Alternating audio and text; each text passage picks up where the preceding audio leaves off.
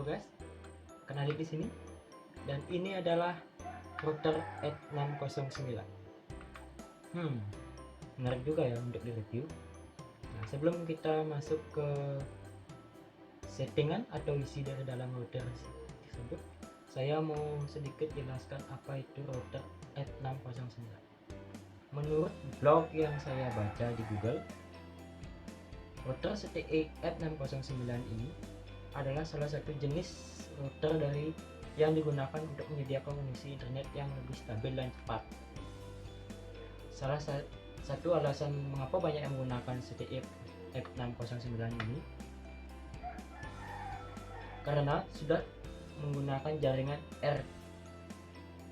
RHSUFA, GPRS, dan EDGE. Modem ini menyediakan paket lengkap di dalam satu router, sehingga dimana saja berapa pengguna router WiFi ini tetap stabil. Di sini ada beberapa port, ada 2 antena. Oh ya, saya lupa. Di sini dalam satu box atau satu kotak router ini mendapatkan satu LAN, kabel LAN. Ini LAN 4,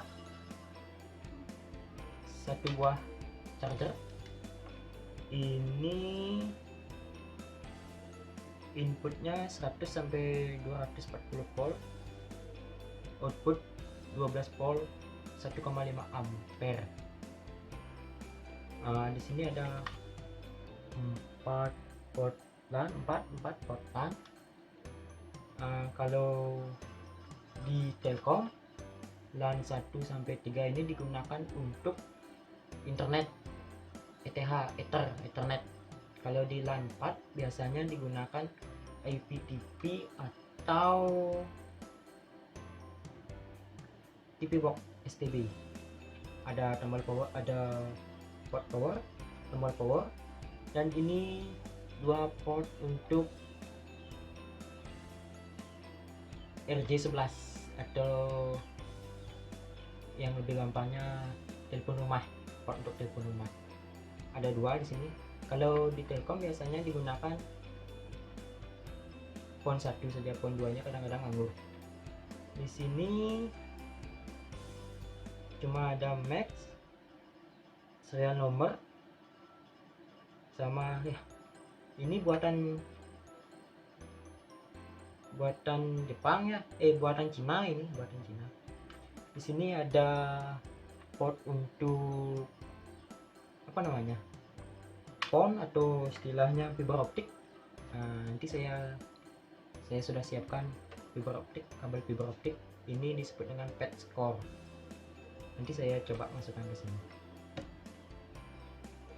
Di sini ada tombol WiFi, tombol VPS, port USB, dan tombol reset. Nah, saya akan jelaskan satu persatu. Dari tombol WiFi ini, hanya tombol WiFi ini fungsinya untuk mematikan WiFi-nya ini. Dia tidak akan muncul SSID-nya. Ini WiFi ini. Kalau tombol WPS ini digunakan untuk menghidupkan WPS. WPS itu nanti di video selanjutnya saya akan jelaskan. WPS ini bisa digunakan ketika kita lupa password dari WiFi ini, tinggal tekan WPS dan ambil di handphone kita. Port USB ini bisa digunakan untuk mengakses modem, entah itu modem dari yang berbentuk flash disk atau modem yang gitu dah, saya nggak tahu. Ini tombol reset ini untuk mengubah settingannya dari yang sudah disetting sampai ke default, ke settingan bawaannya dari router ini. Sekarang kita masuk ke settingannya ya. Tunggu. Sekarang kita ada masuk di settingannya. Ini sudah hidup ya. Ya, ini tombol, ini lampu indikator loss kok merah. Kenapa? Karena ini tidak masuk di fiber optik, makanya loss. Ini saya setting melalui LAN, saya taruh di LAN 1. Sebenarnya di LAN mana aja boleh, tapi saya lebih suka pakai LAN 1. Nah, kita masuk ke 192.168.1.1. Di sini kita disuruh memasukkan username dan password. Nah, saya biasa menggunakan user, passwordnya juga user. Kita login. Di sini ada beberapa modul. Yang pertama ada status, page status device information. Ini adalah bahasa Cina, dan ini adalah logout. Kita akan keluar dari settingnya. Sini modelnya adalah F609, serial number ini SE-nya hardware version V5. Oh, ini sudah V5 ya. Saya yang V1 punya, V2 punya, V3 juga punya. Ini sudah V5, V5.3. Software ini dan ini. Network yang kedua ini dalam device information ini ada network interface. Ada type DHCP. Ini nggak penting sebenarnya. 3G 4G1 not connection. 4 in 6 tunnel tidak penting. Ini adalah phone information. Ini adalah ketika kita memasukkan fiber optik, dia akan dikasih di sini, dimana dia connect di port berapa dalam ODP namanya itu yang di pinggir jalan itu. Ini mobile network itu ini kalau connect WiFi atau dikonekkan melalui USB. Di sini ada user interface, dimana di sini adalah channel 3, SSID satunya masih enable, artinya dia itu dihidupkan dan masih memancar dengan defaultnya sendiri.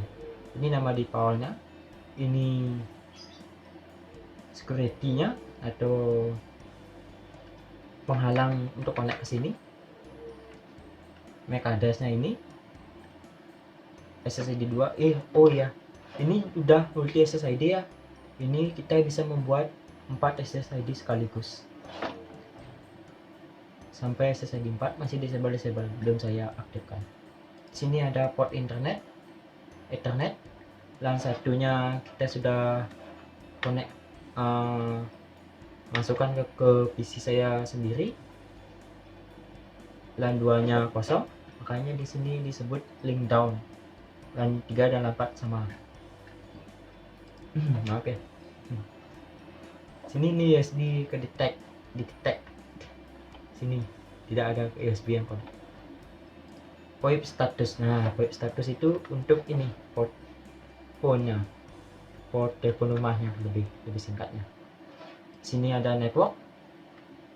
Di sini kita nyeting untuk WLAN, basic WLAN-nya. Di sini ada, kita tetap aja enable, ini jangan pernah dicentang. Ini untuk kecepatannya dia sudah sampai BGN. Di sini country to region kita di Indonesia. Bandnya 20 MHz. Kita bisa gunakan 40 MHz, tapi kita lanjutkan ke video berikutnya. Channelnya ini ada auto. Di channel auto ini juga saya akan jelaskan di video selanjutnya. Di sini ada SSID setting, artinya keluaran dari alat ini berupa WiFi, berupa nama seperti ini. Ini masih default, saya nggak akan ganti, cuma saya akan menjelaskannya saja. Sama SSID 2, SSID 3, SSID 4. Di sini ada security. Security ini apa? Yaitu password yang akan kita masukkan melalui handphone atau melalui WLAN di PC atau laptop kalian. Sama caranya seperti tadi. Ini SSID 2, passwordnya masih tetap default. saya sedikit heran kenapa sih yang buat ini harus sandinya seperti ini, susah sekali ini. Di sini ada akses control list, dimana ketika di sini akses kontrolnya sangat berfungsi sekali ketika kita jadi orang pelit, sama seperti saya ya, pelit. Kita bisa memasukkan MAC address dari HP kita sendiri,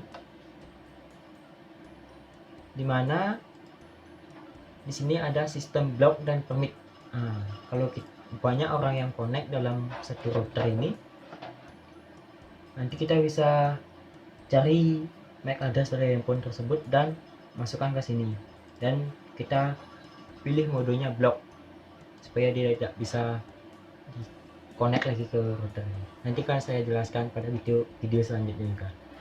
Ini yang pernah connect dalam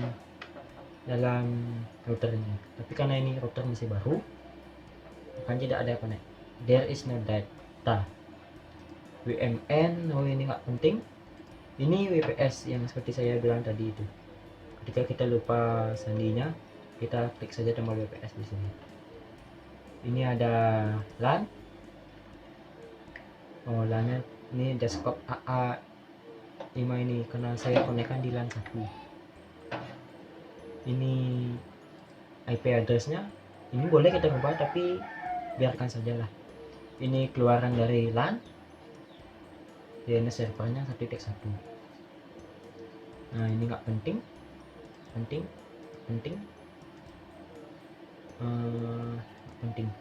Ini nggak penting. Administration ini adalah kita bisa mengganti password masuk ke router ini. Seperti tadi kan user. Kalau mau rubah ini masukkan user dulu, nanti kita masukkan yang baru sini. Baru. Sistem manajemen ini untuk mereboot atau merestart router ini. USB backup artinya memindahkan data dari modem atau apapun yang masuk ke port USB, kita backup dari sini. Restore itu mengembalikan isi dari USB tersebut. Log manajemen, ini untuk mereplace juga.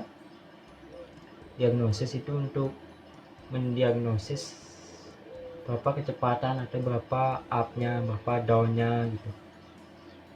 Test root sama ini juga sama.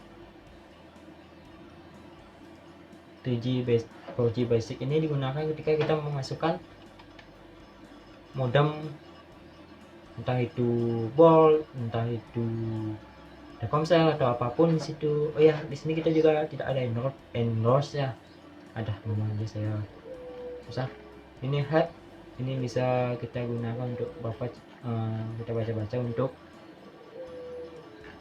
mengetahui isi dari router tersebut.